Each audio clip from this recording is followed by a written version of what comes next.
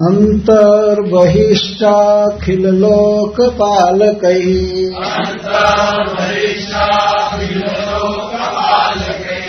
अदृष्टरूपो विचरश्रुस्वनः स ईश्वरस्त्वं य इदं वशे न यात् नाम्ना यथा दारुमयीं नरस्त्रियम्। श्री सुखदेव गोस्वामी कहते हैं पहले उन्होंने भगवान का दर्शन किया था डायरेक्ट साक्षात, और अब वे अर्चा विग्रह के रूप में भगवान की आराधना करते हैं। सारी जगत में, सारी दुनिया में वास्तव में भगवान विष्णु ही आराध्य हैं।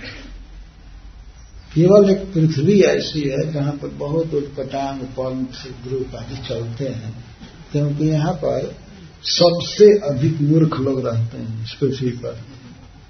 कम आयु, कम बुद्धि, कम बल और दरिद्रता आदि से ग्रस्त, रोगों से ग्रस्त, सबसे अधिक दुर्भाग्यग्रस्त लोग इस पृथ्वी पर रहते हैं। और उसमें मनुष्य समाज, परंतु ये लोग भी भगवान पर विचार करते हैं, भगवान कौन है, कैसा है, ये है, वो है, सब कंक्लूजन देते हैं कि वो है ही नहीं, यह है भी तो निराकार है। इस तरह की बात। सुखदेव गोस्वामी कहें कि रम्यके च भगवतः प्रियतमं मात्स्यम अवतार रूपम तद्वर्ष पुरुषस्य मनोः प्राक प्रदर्शितम स इदानीमपि महता भक्ति योगेन आराधयति इदं च उदाहरति। आज तक भगवान को सतव्रत महाराज बहुत पहले देखे, लेकिन इदानीम अपि इस समय भी परम भक्ति योग से भगवान की पूजा करते हैं और इदं च उदाहरति, ये पढ़ते रहते हैं, ये गाते हैं। तो उसमें से ये श्लोक है पहला, अंतर्बहिश्चाखिल लोकपालकैः अदृष्ट रूपो विचरस्पुरुषवनः स ईश्वरस्त्वं य इदं वशे न यत् नाम्ना यथा दारुमयीं नरः स्त्रियम्। सत्यव्रत महाराज रम्यक वर्ष के निवासियों के साथ भगवान की आराधना करते हैं। ये पंचम स्कंध में दिखाया गया है 18वें अध्याय में और 19वें में भी कि श्री भगवान सबके आराध्य हैं और सभी लोगों में जितने भी लोकपाल हैं, जैसे मनु महाराजा भी हैं या इंद्र हैं, ये सभी भगवान के भक्त हैं। वहां के निवासी भी और जो राजा हैं वो तो भक्त हैं। ये भगवान के विविध स्वरूप की पूजा करते हैं, भिन्न भिन्न स्वरूप की। सतव्रत महाराज कहते हैं कि हे प्रभु, आप समस्त प्राणियों के भीतर और बाहर रहते हैं, अंतर बहि च रहते हैं, लेकिन अखिल लोकपालकई समस्त लोकपालों के द्वारा आपका रूप अदृष्ट है। अदृष्ट रूप है लेकिन अदृष्ट है। ऐसा नहीं कि रूप नहीं है, रूप है लेकिन सभी लोकपालों द्वारा अदृष्ट है। लोकपाल का अर्थ है, श्रील प्रभुपाद जी व्यापक रूप में कर रहे हैं बहुत अच्छा तरह से। हम लोग लोकपाल का अर्थ समझते हैं वरुण, इंद्र, सूर्य, कुबेर आदि, लेकिन लोकपाल का अर्थ, लोक का अर्थ है लोग, और पाल माने पालने वाले। तो जैसे प्राइम मिनिस्टर, राष्ट्रपति या गवर्नर, चीफ मिनिस्टर या समाज का कोई भी व्यक्ति, परिवार का जो हेड है, 10 आदमी का पालन कर रहा है, तो वह भी लोकपाल है। और फिर गांव का मालिक, टाउन का मालिक या मेयर आदि जो भी हैं, ये लोकपाल है।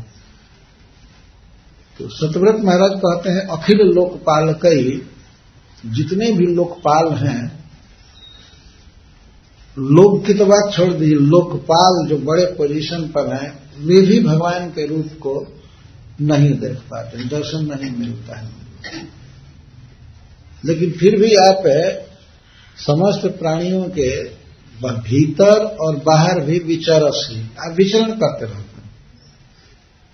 विचरसी विशेषण चरसी, आप लीला करते रहते हैं, घूमते रहते हैं सभी प्राणियों के हृदय में परमात्मा रूप से है, और बाहर भी अपने धाम में, वृंदावन में या अन्य धामों में विचरसी सब जगह विचरण करते हैं। फिर भी अदृष्ट रूप, फिर भी लोकपालों के द्वारा, समाज जाति आदि के जो बड़े लोग हैं, हेड है, उनके द्वारा भी आप अदृष्ट हैं।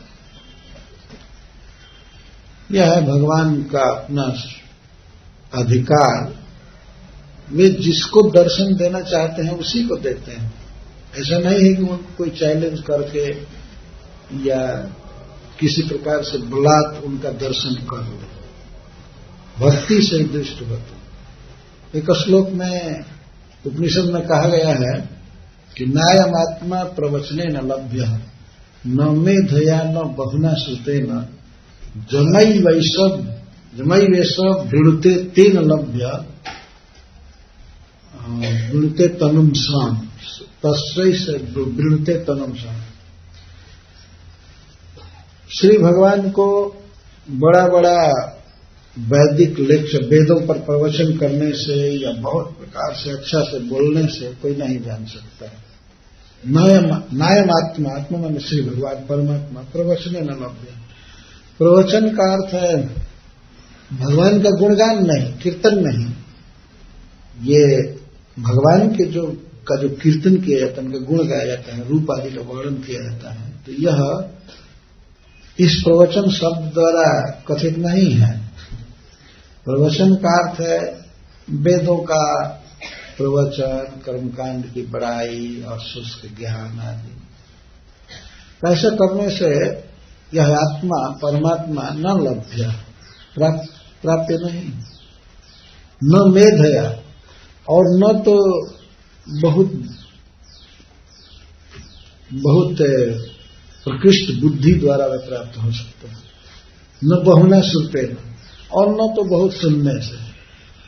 श्रुत का अर्थ ज्ञान, बहुत सुनने का अर्थ ये सब श्रीमद् भागवत और गीता वगैरह नहीं समझना चाहिए। सुनने का अर्थ बहुत फालतू जो सुनते रहते हैं।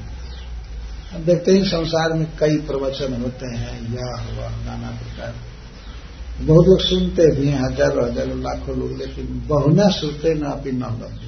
बहुत सुनने से भगवान नहीं मिलते। ये जो श्रवण है भागवत और चैतन्य चरितामृत आदि का, ये है भक्ति। भक्ति से भगवान मिलते। नायमात्मा प्रवचने न लभ्य न मेधया न बहुना सुनते न जमई वैसव वृणुते तेन लभ्य। जिसको श्री भगवान वर्ण करते हैं, जिस पर कृपा करते हैं, उसके भक्ति से ढल जाते हैं, तो उसी को वे मिलते हैं। और विवृणुते तनुम स्वाम, और अपने श्री विग्रह को, अपने स्वरूप को विवृणुते, पर्दा हटा देते हैं, विवरण हटा देते हैं, वो दर्शन करता है भगवान। जिसको भगवान अपने को दिखाना चाहते हैं वही दिख पाता है। और किसको दिखाते हैं? भक्त्या त्वनन्या लभ्य। भगवान अनन्य भक्ति से प्राप्त होते हैं। तो प्रियव्रत सत्यव्रत महाराज कहते हैं कि आप सब जगह हैं, बाहर भीतर, लेकिन कोई आपको नहीं देख पाता है। यहाँ तक कि समाज के लोग के जो बड़े लोग हैं वे भी नहीं जानते हैं, जबकि आप सबको अपने वश में रखते हैं। सब आपके अधीन है। स ईश्वर यह इदम बसे न, जो इस विश्व को, विश्व स्थित समस्त प्राणियों को, देवताओं को, दैत्यों को, मनुष्यों को, सबको अपने वश में रखते हैं। विशेष करके नामना, मनुष्य समाज को तो अनेक नामों से आपने नाम दिया है। ब्राह्मण, क्षत्रिय, वैश्य, शूद्र, विभिन्न नामों से उनको अपने नियमों में आपने बांधा है। अपने अपने नियमों का पालन करना पड़ता है उन्हें। जिस किसी प्रकार से आपके वश में सब लोग हैं, आपके बस में है, आप भोजन दे रहे हैं या आप पानी दे रहे हैं या आप खिला रहे हैं, सब कुछ कर रहे हैं, मेंटेन कर रहे हैं। बस का अर्थ यह भी है, ईश्वर सबके बस, सबको बस में रखते, सबको दे रहे, फिर भी लोग नहीं जानते हैं आपको। और किस तरह से बस में रखते हैं? जैसे कठपुतली को नचाने वाला अपने बस में रखता है। कठपुतली, काष्ठ की पुतली को कठपुतली कहते हैं अपभ्रंश भाषा में, काठ की स्त्री। आप लोगों ने देखा होगा काठ की स्त्री को किस तरह नचाया जाता है, पर नचाने वाला सूत्रधार होता है। अब तो रिमोट कंट्रोल से भी नचाया जा रहा है। सूत्रधार ऐसे ज्यादा अप्रोप्रिएट उदाहरण यही है वास्तव में। जो बीच में कोई सूत्र नहीं है, कुछ नहीं है, रिमोट कंट्रोल। तो भगवान सबको बस में रखे, सबको बस में रहना ही है। श्रील प्रभुपाद जी आधुनिक युग में थोड़ा सा मीठा व्यंग जैसा करते हैं, जैसे पति के बस में स्त्रियां रहती हैं। तो पति के बस में स्त्रियां रहती हैं, और ये भी कहते हैं कि स्त्रियों का कुछ ग्रुप ऐसा है, दल, जो मिथ्या प्रतिष्ठा के फेर में पड़ करके और स्वतंत्र रहना चाहता है ग्रुप। स्त्रियां स्वतंत्र रहना चाहिए, परंतु भगवान ने स्त्रियों को ऐसा बनाया है कि उन्हें पुरुष के परतंत्र ही रहने में ठीक है, अच्छा, स्वतंत्र होने में नहीं। जो भी हो, इस विषय पर हम लोग क्या कहें। एक बार मैं इस पर बोल रहा था तो एक भक्त ने कहा कि महाराज, इसलिए प्रभुपाद जी लिखे हैं कि जैसे पति के बस में स्त्रियां रहती हैं, लेकिन यहां लिखना चाहिए कि जैसे स्त्री के बस में पति रहते हैं।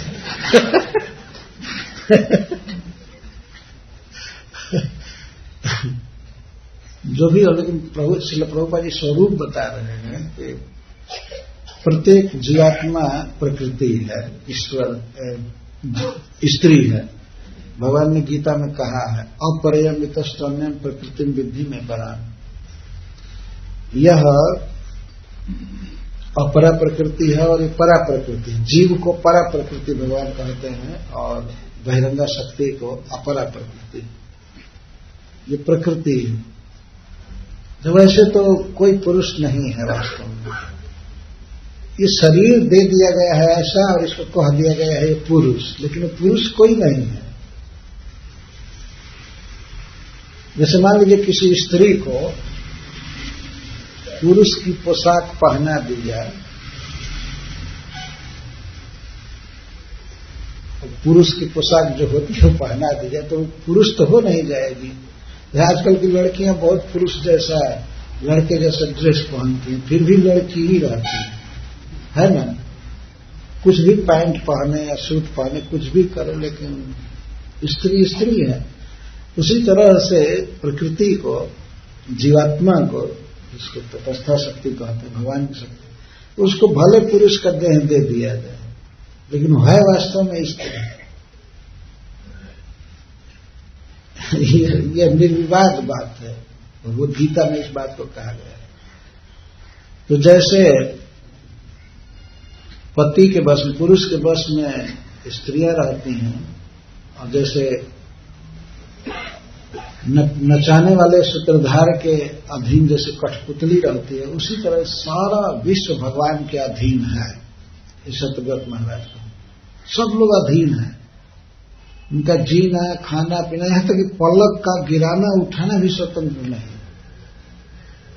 किसी व्यक्ति की पलक बंद हो जाए, उसकी मृत्यु हो जाए, तो दुनिया के सारे वैज्ञानिक मिलकर भी उस पलक को चालू नहीं कर सकते, है ना। एक बार गिरे, हाय मम जीवन रह जावे शेष, पड़ी जावे नए नए अंतिम निमेश। रविन्द्रनाथ टैगोर इस बात को लिखे हैं, हाय हाय एक दिन हमारे जीवन का शेष हो जाएगा और एक दिन आंख पर अंतिम निमेष पड़ेगा, अंतिम ढक्कन, इसके बाद बस बंद। बड़े बड़े वैज्ञानिक भी बहुत उपाय करके भी पुतली को चालू नहीं कर सकते, और तो क्या कर सकते हैं। सब लोग भगवान के अधीन हैं। इस श्लोक में श्री भगवान की सर्वेश्वरता और जीव की पराधीनता का वर्णन किया गया है। श्रील प्रभुपाद जी कहते हैं आत्म साक्षात्कार का यही अर्थ है, यह समझना कि हम भगवान के दास हैं। इसी को आत्म साक्षात्कार। आत्म साक्षात्कार का मतलब क्या है? मैं क्या हूं इसको जानना। तो हम क्या हैं? एक तो देह नहीं है, और दूसरे कुछ लोगों को बहकाया जाता है कि तुम भगवान हो, ये चिंतन करो कि मैं भगवान हूं और मैं ही विश्व को नचा रहा हूं। क्या अटपटांग चीज वह बिल्कुल पराधीन है, प्रकृति के अधीन है, और उसको कह दिया जाए कि तुम ये सोचो कि मैं ही ब्रह्मांड को चला रहा हूं। तुम अपने को इतना हीन क्यों सोचते हो कि मैं दीन हूं, ये हूं, दास हूं, ये ऐसा क्यों सोचते? तुम दास नहीं खास हो। हमसे एक बार एक व्यक्ति पूछा कि आप दास हैं कि खास हैं? मैं पहले तो भाव में पड़ गया कि तुम का दास, खास नहीं है। ईश्वर कौन है इस संसार में? कोई नहीं। कभी कभी श्रील प्रभुपाद जी यहां लिखते हैं किसी किसी गरीब व्यक्ति को ही कह देते हैं कि दरिद्र नारायण, नारायण। उसको दरिद्र को ये कहिए कि भगवान का अंश है, बेचारा दुख भोग रहा है, उसकी मदद कीजिए, लेकिन उसको ये मत कहिए कि दरिद्र नारायण है। नारायण ही दरिद्र का अवतार लिए।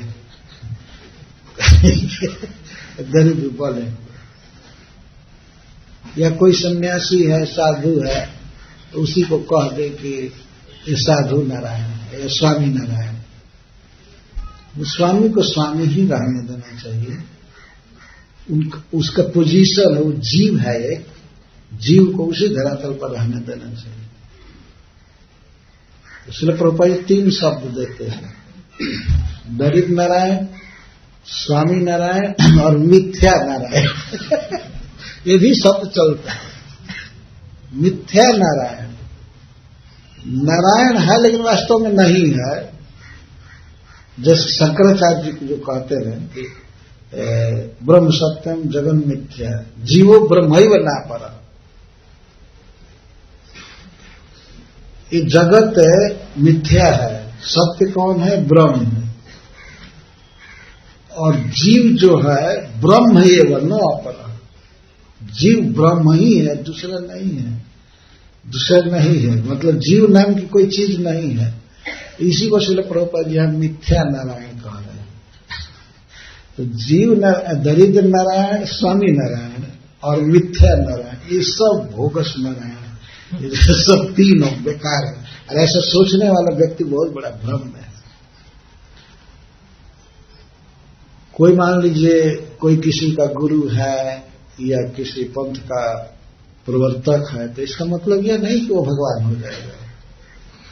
भगवान भगवान है, जीव का अपना पोजीशन है, जीव भगवान का नित्य दास है। इस बात को समझना और इसके अनुसार व्यवहार करना, यही है आत्म साक्षात्कार, अपने को जानना।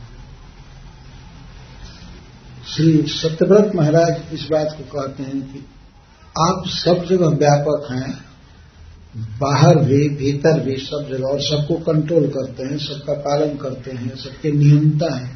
फिर भी यह मूर्ख समाज आपको नहीं जान पाता, आपका रूप वो समझ नहीं पाता। अदृष्ट रूप, अदृष्ट रूप का केवल इतना ही अर्थ नहीं हुआ कि वो आंख से नहीं देख पाता है आपको, वो आपके रूप को समझ ही नहीं पाता।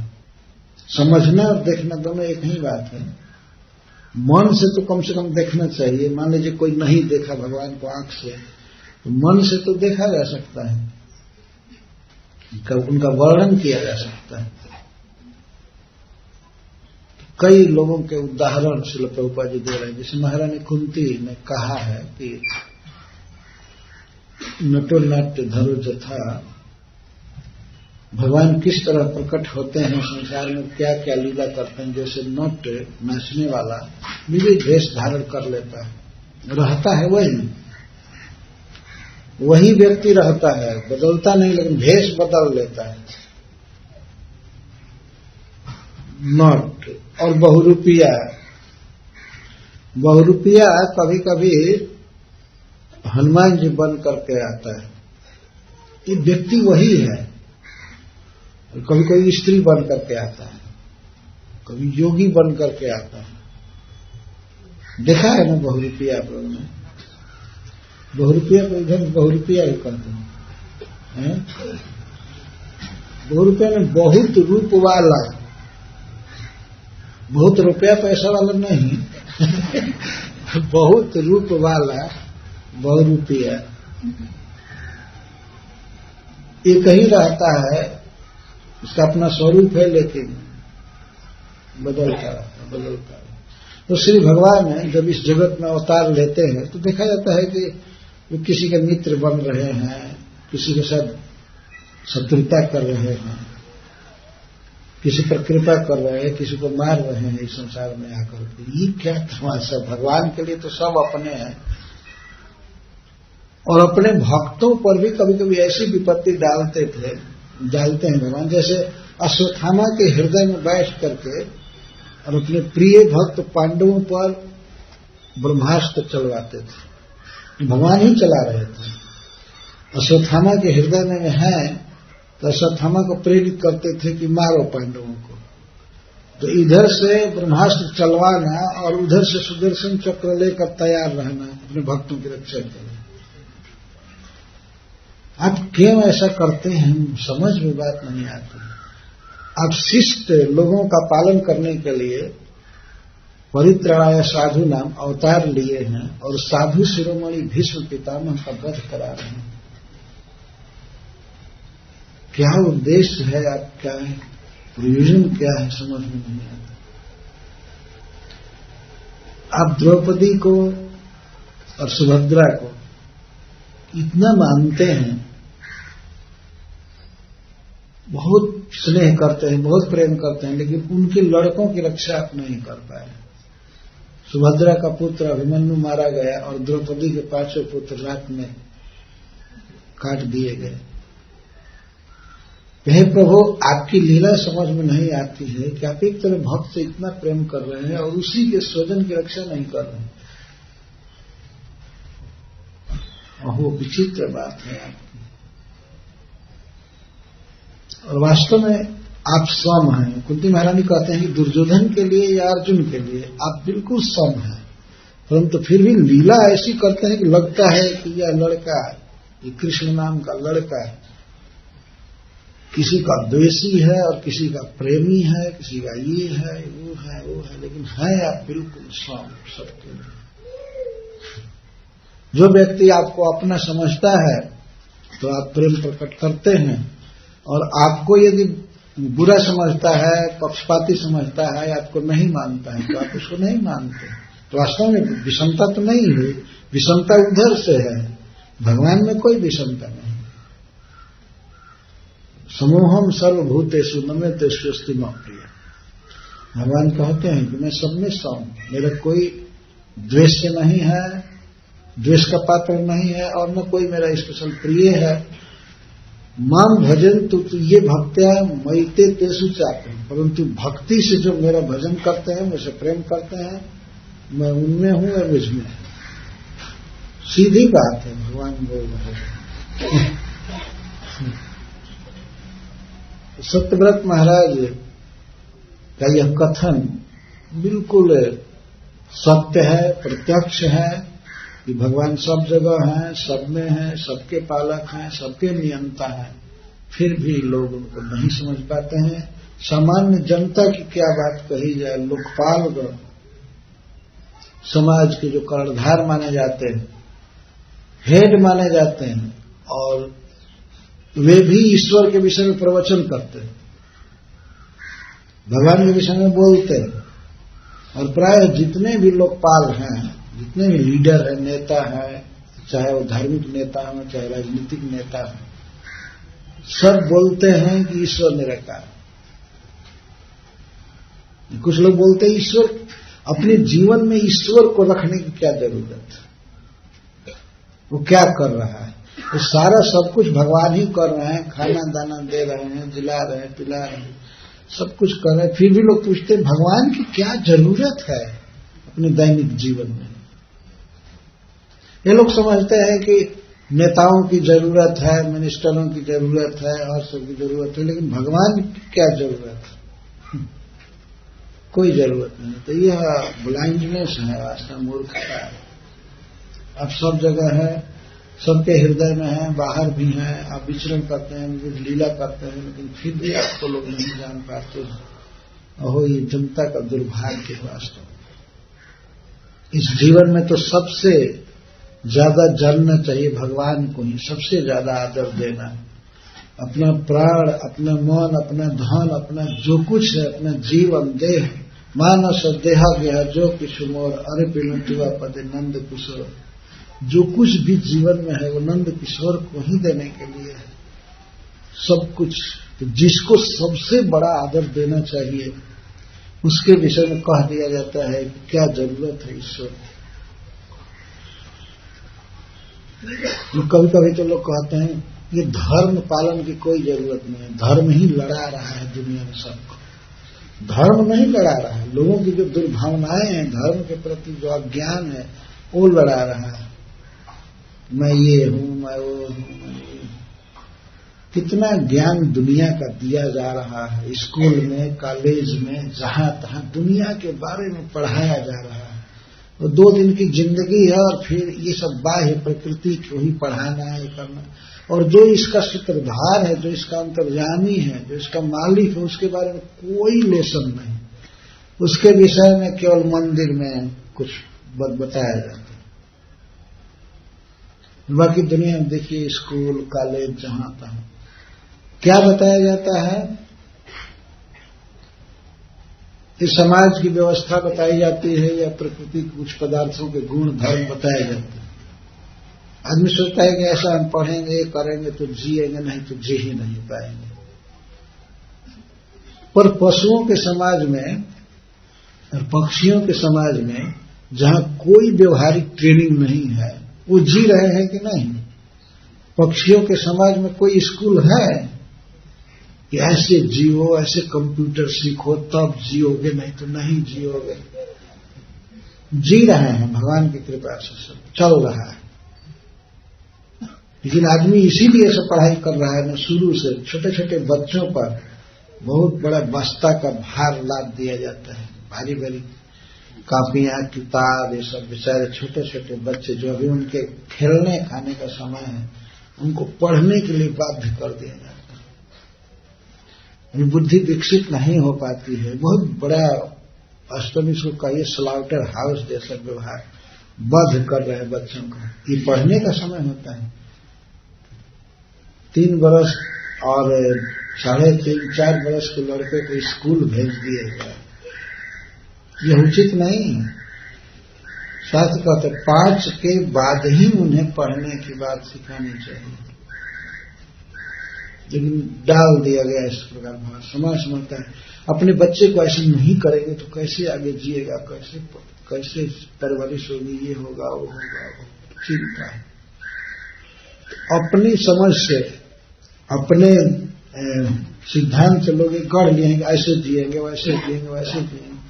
लेकिन जो विश्व की रचना किया है, जो प्रभु सबको शरीर दिए हैं, सबके भोजन की भी व्यवस्था किए हैं, तो अगर पढ़ाई करना ही है तो सबसे पहले भगवान के विषय में ही पढ़ाना चाहिए, श्री कृष्ण के विषय में पढ़ाना चाहिए। कोई पढ़ाई नहीं।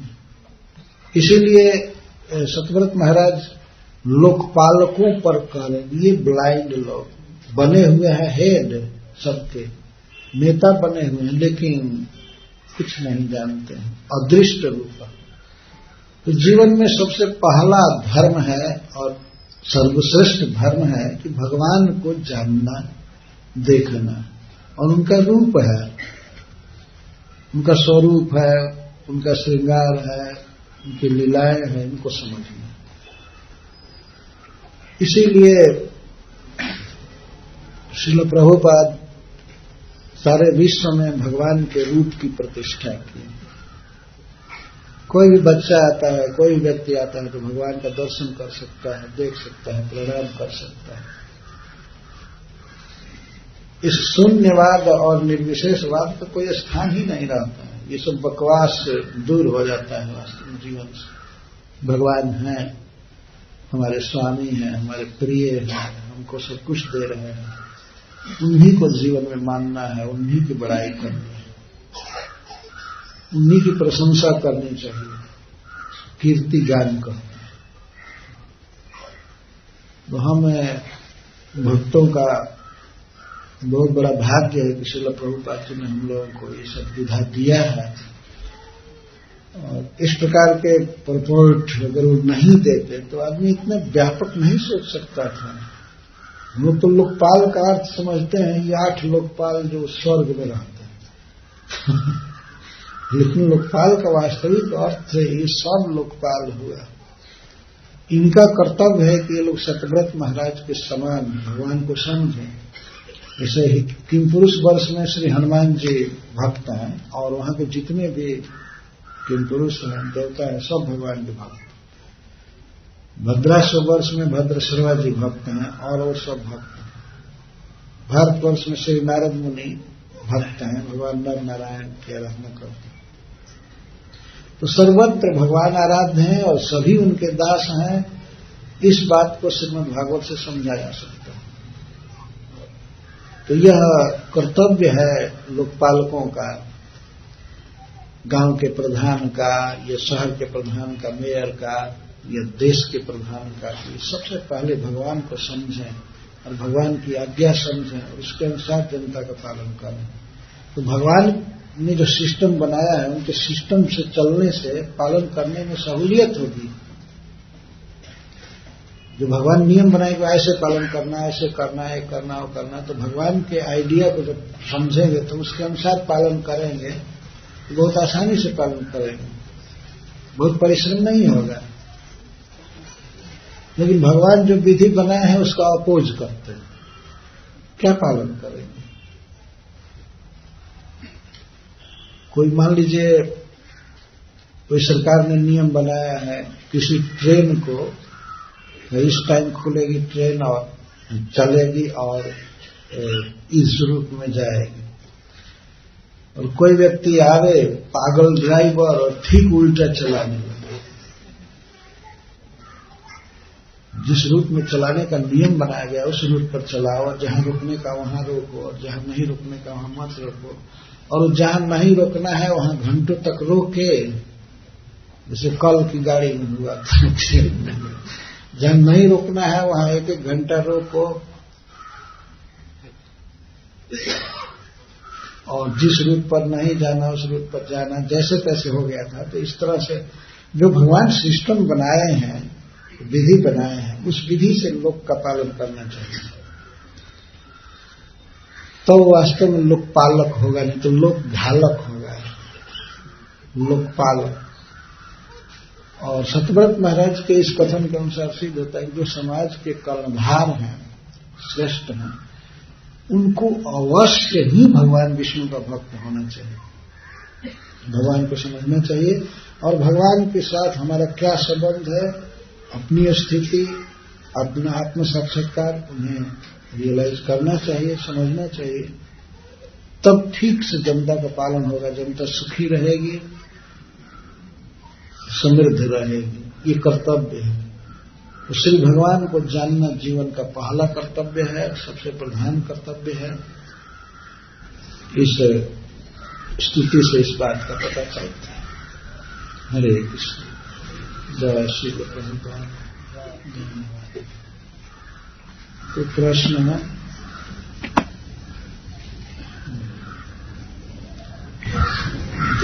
घनश्याम महाराज, ऐसा कि मनु महाराज जी ने मत्स्य भगवान के दर्शन किए, वो तो आंख से किए, नेत्रों से किए। अब वैवस्वत मनु जी अभी तक हैं, तो कान से तो उन्होंने बहुत सारे भगवानों के और भगवान के अवतार में जरूर है। तो प्रश्न ये है कि वैवस्वत मनु जी थोड़ा प्रगति क्यों नहीं कर रहे हैं कि वो मत्स्य भगवान का ही विग्रह बनाकर उनकी पूजा कर रहे हैं, भगवान कृष्ण का विग्रह बनाकर उनकी पूजा क्यों नहीं करते हैं?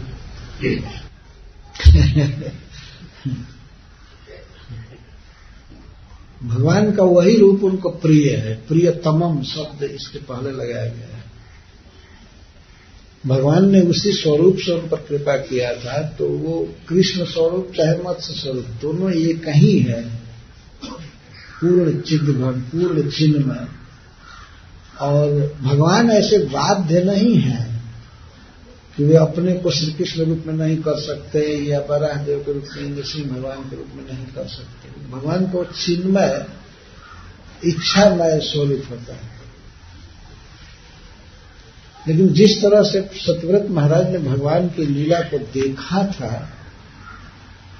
पानी में, और यह वचन बोलते हुए कि महाराज हमको जलचर जीव खा जाएंगे, हमको बचाइए, वो छवि भगवान की भूलती नहीं है। व्यवहार किया इस तरह से।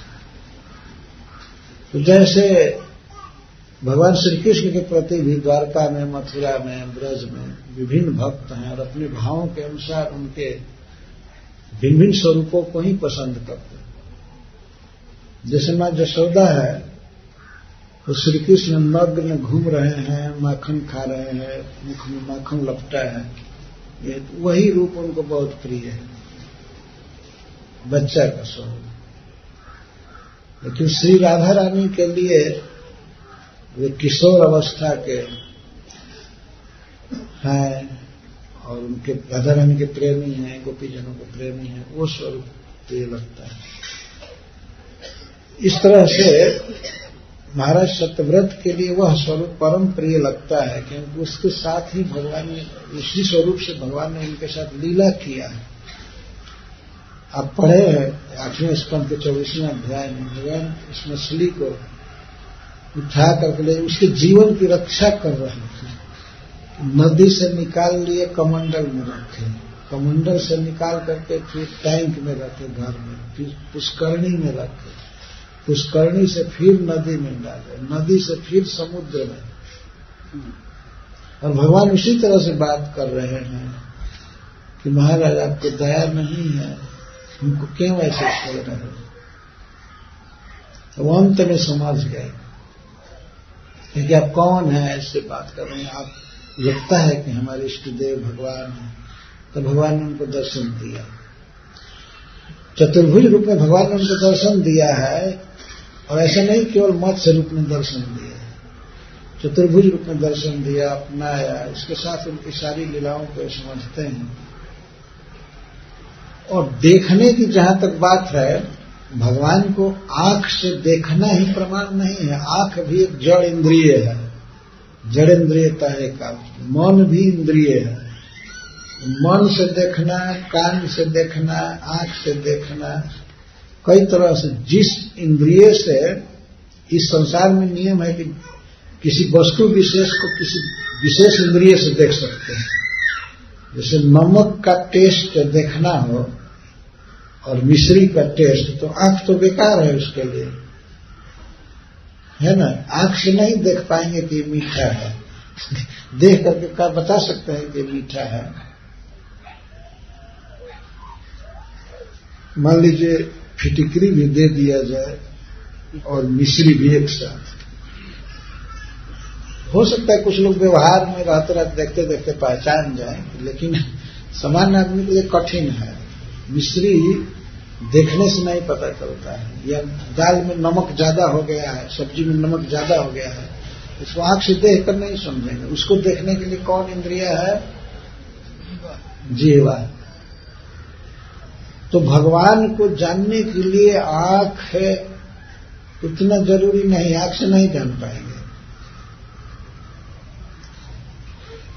नहीं तो आंख से तो भ्रम भी हो जाता है। कितने देवताओं की मूर्ति को लोग बैठा है अपने घरों में, कहते हैं भगवान। आंख क्या काम कर रही है? असली इंद्रिय है भगवान को जानने के लिए कान और मन। कान से जाना जाता है श्री कृष्ण को, श्रवण द्वारा। तो आपका प्रश्न यह है कि अन्य स्वरूप में वे क्यों नहीं आ सकते ये भगवान मत्स्य देह में। तो वास्तव में यह प्रश्न भी इसलिए हो रहा है कि मत्स्य स्वरूप को हम लोग हीन समझ रहे हैं। महाराज परीक्षित ने भी प्रश्न किया है कि इतने निंदनीय रूप भगवान क्यों धारण किए, मछली का रूप जिसमें दुर्गंध आती है, क्या क्या ऐसे ऐसे। क्योंकि वैसे तो भगवान मनुष्य का रूप प्रकट किए नहीं, तो देवता लोग तो भी कह सकते क्या ये आदमी का स्वरूप जान ऐसे। हम लोग मनुष्य को पिशाच समझते हैं। हम लोग मनुष्य हैं तो सोचते हैं कि मनुष्य ही सबसे ज्यादा सुंदर है, ये है। लेकिन कोई ऐसी बात नहीं है। भगवान तो किसी भी स्वरूप में हो, ये सूकर रूप में भी परम सुंदर है, मत्स्य रूप में भी परम सुंदर है, कूर्म रूप में भी परम सुंदर है। भक्त लोग जिस रूप में भी भगवान को देखते हैं उसी रूप में पसंद करते हैं। यह कोई आवश्यक नहीं है कि आप भगवान श्री राम को पसंद करते हैं, श्री हनुमान जी, तो उनको कोई कहे प्रीच करे कि अरे आप कब तक श्री राम में अटके रहेंगे, बंसी बजाने वाले कृष्ण को जरा देखिए। हनुमान जी अनादि काल से भगवान श्री राम की ही पूजा करते हैं। तो श्री प्रहलाद महाराज भगवान का दर्शन किए हैं, चतुर्भुज का, कृष्ण का, सबका, लेकिन उनको नृसिंह रूप ही सबसे अधिक प्रिय है, उसी का भजन करते हैं। ये हरिवंश में लिखा गया। भक्तों का एक अपना अपना संबंध है भगवान से, मनोभाव है, वो बहुत प्रिय लगता है। और ऐसा नहीं समझना चाहिए कि अन्य स्वरूप की लीला या दर्शन उनके लिए प्रतिबंध है, वो नहीं कर सकते। सभी रूपों का दर्शन करते हैं, परंतु एक विशेष स्वरूप भगवान का प्रिय होता है, उसकी पूजा करते हैं। तो इस तरह से सतव्रत महाराज करते हैं, स्वाभाविक है।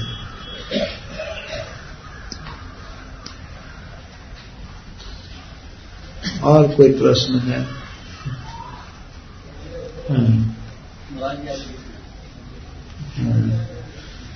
माइक से बोलिए।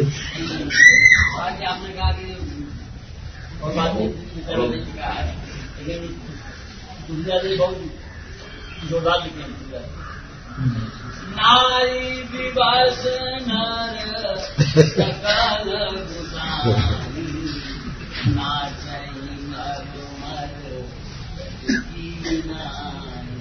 तो आपका क्या है? बहुत जोरदार लिख दिया कि नारी के बस में जो है ना, तो उनका वो अलग नहीं लगता। आपका इसलिए क्या तो ठीक ही है कि इसमें हमारा विचार क्या होगा। जो कहते हैं सही बोल रहे हैं। आपको आपका विचार क्या है? आप नारी के बस में है कि नहीं? क्या आप भी वैसे ही हैं? है? तो जिनकी नारी है उनसे पूछना चाहिए ना, हमसे क्या।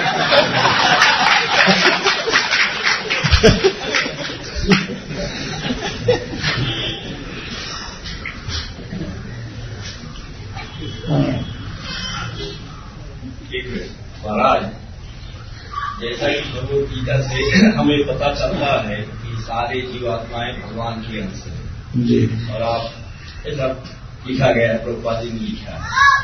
और ये प्रश्न उठता है, और अभी आपने बताया कि वास्तव में कोई पुरुष नहीं है, इसका मतलब सारी जीवात्माएं जो है स्त्री स्वरूप है, और हम भगवान के अंश हैं। सोने का प्रभुपाद जी ने लिखा है कि सोने का जो भी कण है वो सोना है। गुणवत्ता में कम ज्यादा हो सकते हैं, मात्रा में कम ज्यादा हो सकते हैं, गुणवत्ता में समान है।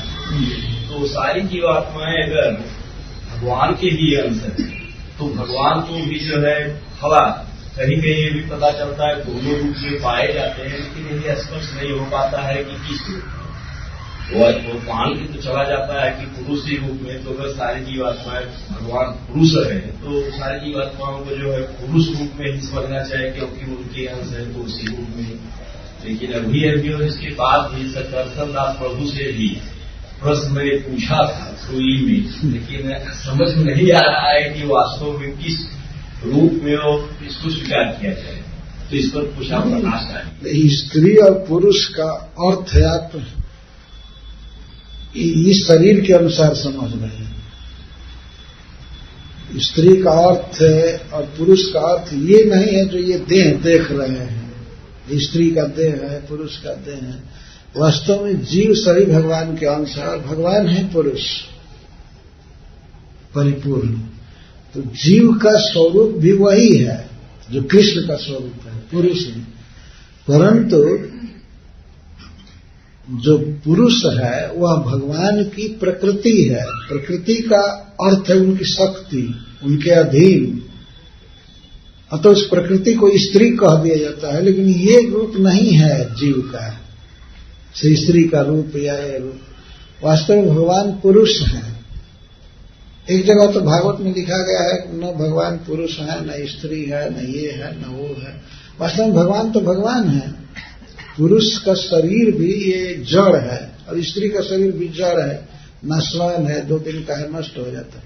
लेकिन इसके भीतर जो जीवात्मा रह रहा है वह भगवान की शक्ति है, उन्हीं का अंश है। तो वह भगवान श्री कृष्ण जैसा ही आकार में, भले इसमें स्त्री का शरीर मिला है या पुरुष का शरीर मिला है, इससे कोई अंतर नहीं पड़ता। जैसे मैं उदाहरण देकर समझाया कि कोई स्त्री है और पुरुष की पोशाक पहन ले तो पुरुष नहीं हो जाएगी, या कोई पुरुष है साड़ी ओड़ी पहन लिया तो इसका मतलब नहीं कि वह स्त्री हो जाएगा। वो है तो भगवान श्री कृष्ण है, एक पुरुष है, आदि पुरुष है, परम पुरुष है, और उनका आकार है द्विभुज या चतुर्भुज, परम सुंदर है। तो जीव का भी वही स्वरूप है। और ये तो यहाँ की पोशाक है, स्त्री देह है या पुरुष देह है, ये कीट पतंग, हाथी, पेड़ पौधा, पक्षी, ऐसे कोई जीव का स्वरूप नहीं।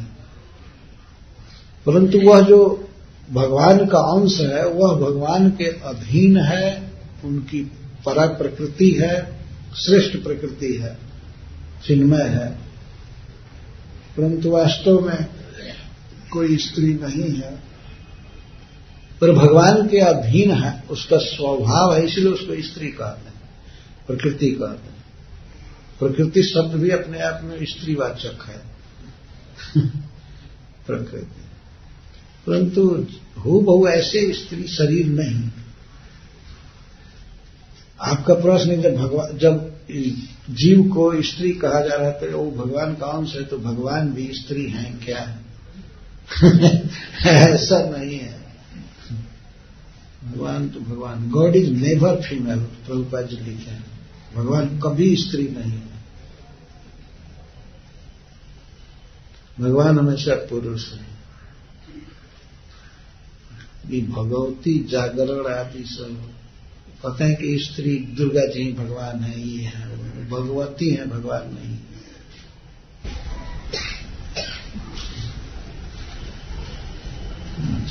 और प्रश्न पिछले प्रश्न पर थोड़ा चर्चा करें।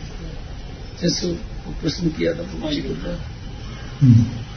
माइक पर व्यक्ति तो क्यों नहीं भगवान श्री कृष्ण के रूप में आश्रित होकर के, जैसे सतपथ महाराज की चर्चा चल रही है। प्रश्न तो नहीं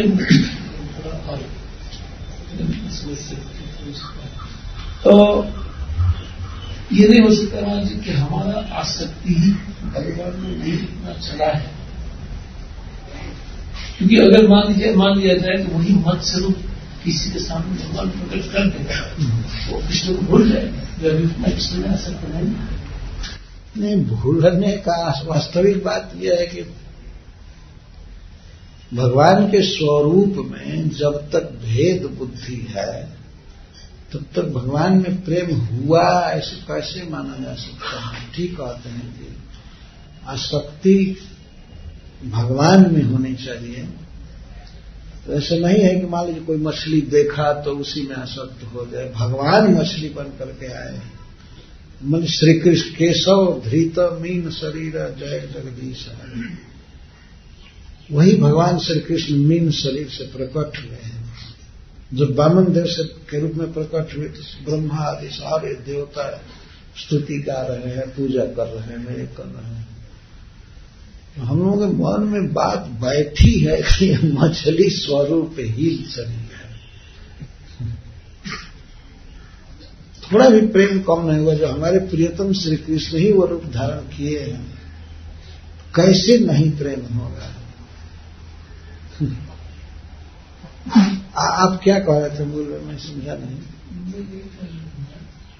भगवान का जो होता है वो अपने में परिपूर्ण होता है। व्यक्ति उनका दर्शन करने के बाद वह उसी का दर्शन करना चाहता है, उसी रूप का जिस रूप का उन्होंने साक्षात्कार किया है, तो उसी रूप का उनको छोड़कर जैसे हनुमान जी है।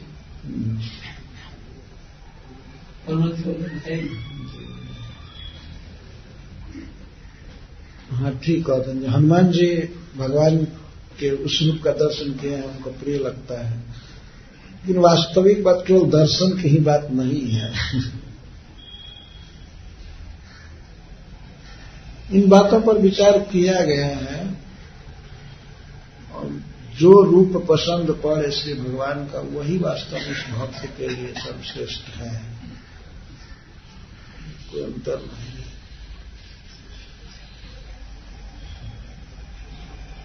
हम लोगों से प्रश्न किया जाए कि आप लोग भगवान कृष्ण के भक्त हैं, कृष्ण को मानते हैं, तो नृसिंह देव को क्यों? ये तो बांसुरी बजा नहीं रहे हैं, तो बहुत भयानक हैं, ये क्यों रोज वंदना करते हैं? तो कोई ये प्रश्न कर ये कहे कि अरे भाई वो भक्ति के विघ्न का विनाश करते हैं, संकट से बचाते हैं, इसलिए नृसिंह देव की वंदना करते हैं। तो कृष्ण नहीं बचाएंगे? अविश्वास है क्या ब्रज बिहारी भगवान पर? वो गोवर्धन धारण किए, वे कालिए से बचाए, दवानल से बचाए, ये बीच में इतना भयंकर रूप आप लोग क्यों रखते हैं? क्या आपके निष्ठा में बाधक हो रहा है? नहीं है ना? नृसिंह देव जो खून जिनके चेहरे पर लगा है, बाल में लगा है, जो आंख की माला पहने हैं, वो क्यों प्रिय लग रहे हैं? कोई कह सकता है प्रिय नहीं लगते हैं, काम लेना है भक्ति के लिए,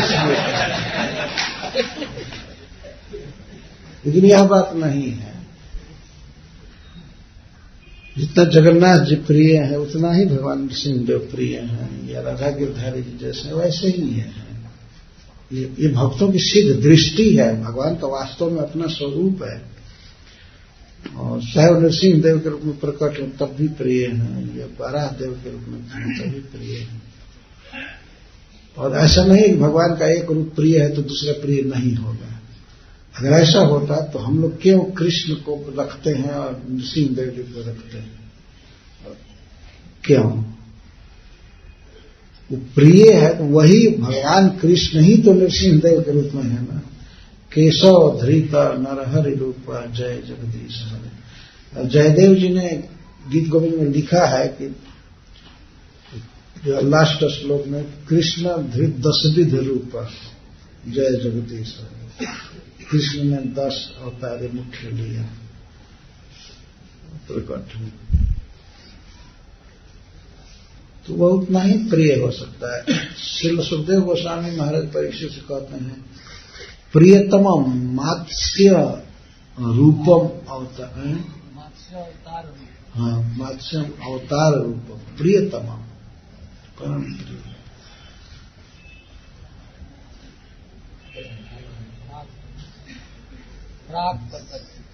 प्राक प्रदर्शन पहले दिखाया।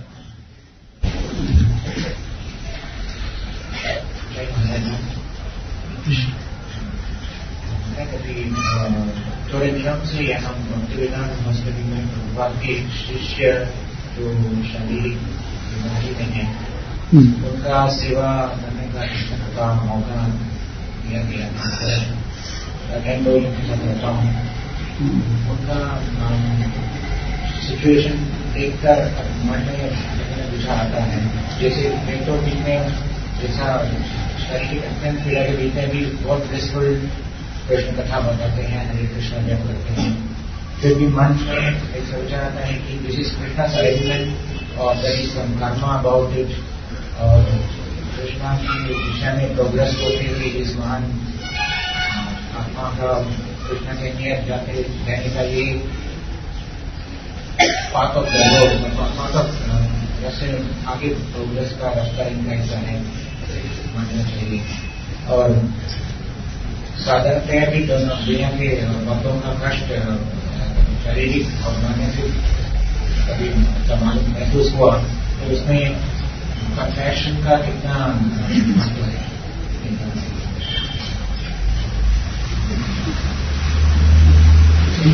कोई शरीर तो प्राकृत है ना, कोई भक्त है या नहीं है, पर शरीर तो प्राकृत है। भगवान भी कहते हैं कि त्यक्त्वा देहम पुनर्जन्म न यति, देह तो छोड़ना है, और देह छोड़ने के साथ साथ देह में जो बीमारी रोग आती ये सब है वो रहेगा भक्त होने के बाद में। ये भगवान गीता में कहते हैं। नहीं तो ऐसे क्यों कहते हैं कि देह छोड़ करके जाता है, आता है मेरे पास, कहते कि इसी देह के साथ मेरा भक्त आ जाता है। बोले ऐसा नहीं कहो, देह तो छोड़ना ही होगा, और देह छोड़ना होगा तो देह जिस चीज का बना है वो स्थितियां परिस्थितियां वो तो देह के साथ लागू होंगी ही, तो उससे कोई अंतर नहीं पड़ता है। यदि भगवान की भक्ति कोई किया है, जप किया है, भगवान को प्रणाम किया है, भगवान की कथा सुना है, और मन भगवान में न भी हो फिर भी उसकी ऊर्ध्वगति होती है। ये शास्त्र कहता है। कोई जरूरी नहीं है कि अब पहले कोई भजन किया है और मरते समय इस समय मन न लगा हो, कोई जरूरी नहीं। कोई ऐसा ठीक नहीं है कि भाई अंतिम समय में मन लगा होना चाहिए, नहीं तो वो उसकी दुर्गति हो जाएगी, ऐसा नहीं है। जो भगवान की सेवा किए हैं और जप वगैरह किए हैं, भागवत पढ़े हैं, प्रभुपाद जी की सेवा किए हैं, तो सदगति निश्चित है। और ऐसे भक्त के प्रति कंपैशन रखना, सेवा करना, तो धर्म है, भगवान की भक्ति का अंग है।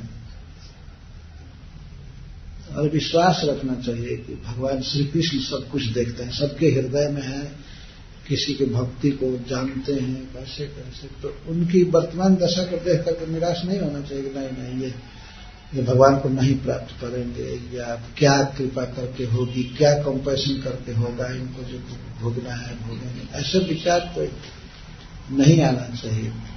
व्यक्ति भले अपने कर्मों से या भगवान की इच्छा से भोगे, लेकिन हमारे हृदय में तो दया ही रहनी चाहिए, और जहां तक सेवा बन सके करनी चाहिए सेवा।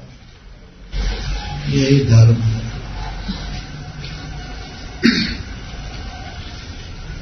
बंद के ध्यान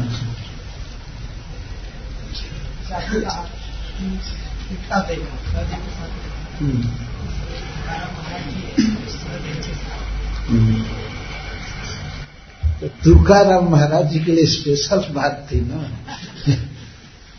उनका तो शरीर ही दिव्य हो गया, चिन्मय हो गया भगवान की कृपा से, तो इसी देह से चला गया भगवान के धाम में। लेकिन जनरल रूल ये है कि त्यक्त्वा देह, यही देह छोड़ना है।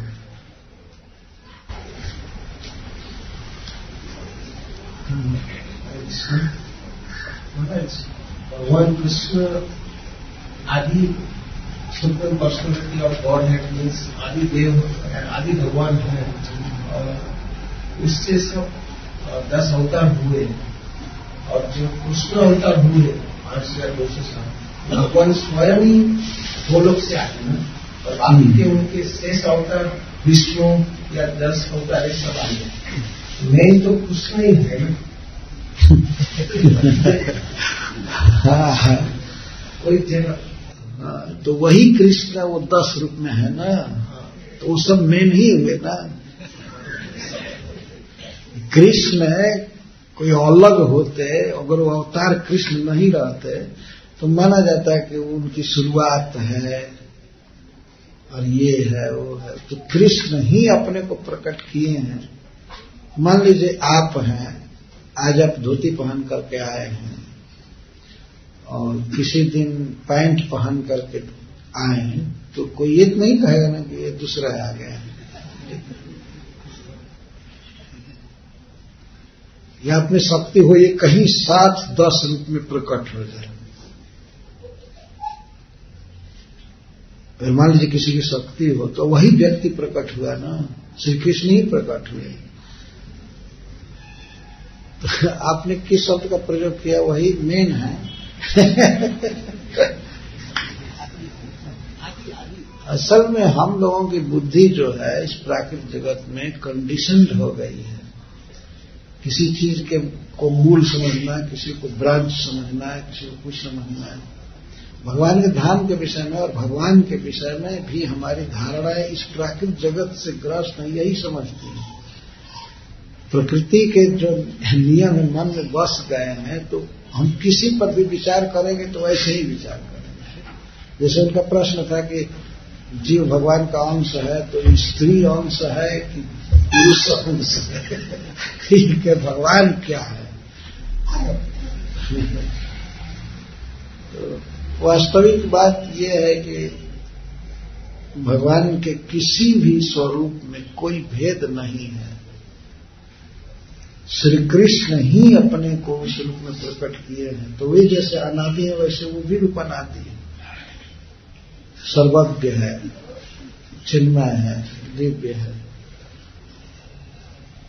पहले अपनी धारणा को प्रकृति से ऊपर उठा कर देखना चाहिए, प्रकृति से ऊपर।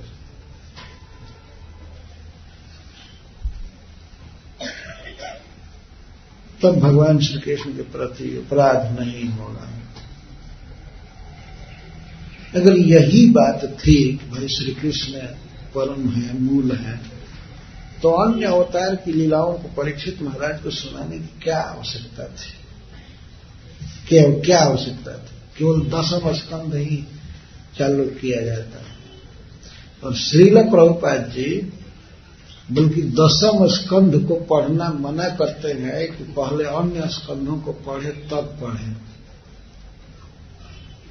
और उसमें भी जो सर्वश्रेष्ठ जिनको माना जाता है रास पंचाध्यायी या गोपीजनों के साथ जो भगवान की लीला है, उसको तो वे सख्त मना करते थे। क्या बात है कि प्रभुपाद जी चाहते थे कि इस मेन लाभ से लोग वंचित हो जाए। मेन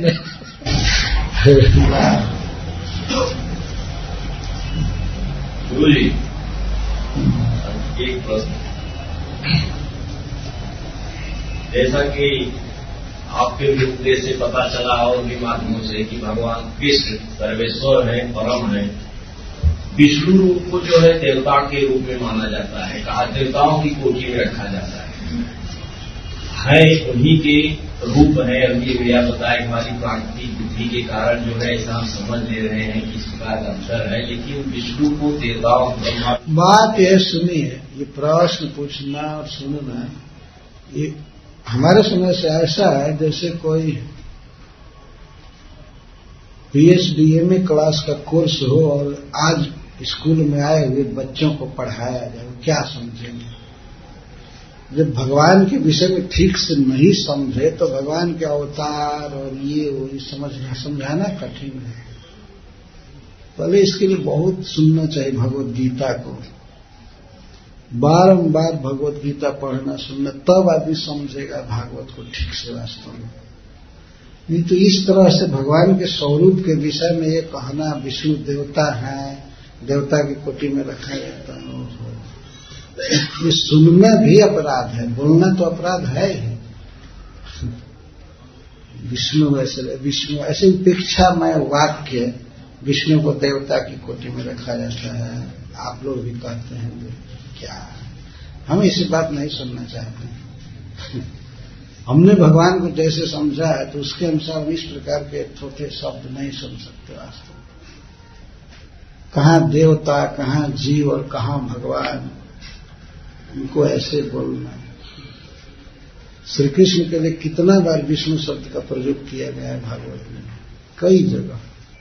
विष्णु में सर्वव्यापक। पहले भगवान को समझना चाहिए, तब व्यक्ति भगवान के रूप में भेद नहीं करेगा, भगवान की लीलाओं में, भगवान के धाम में भेद नहीं करेगा।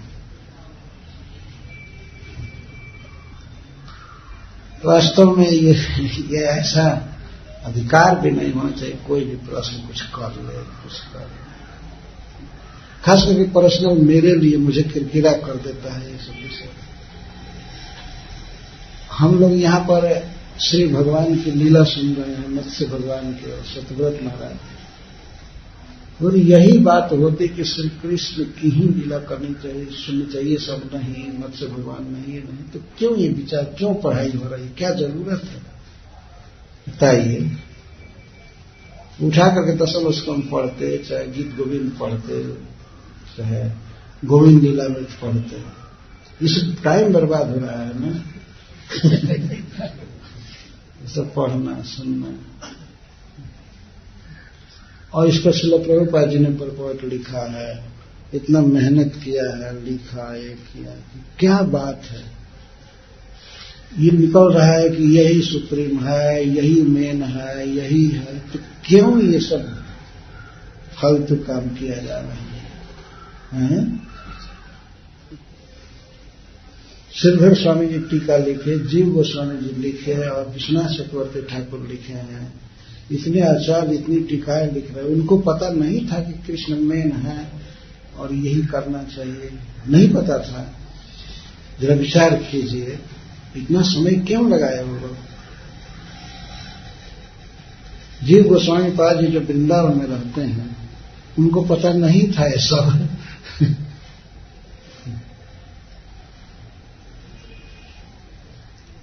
इसलिए सावधान रहना चाहिए, भगवान के बारे में पूछने में, बोलने में बहुत सावधान रहना चाहिए।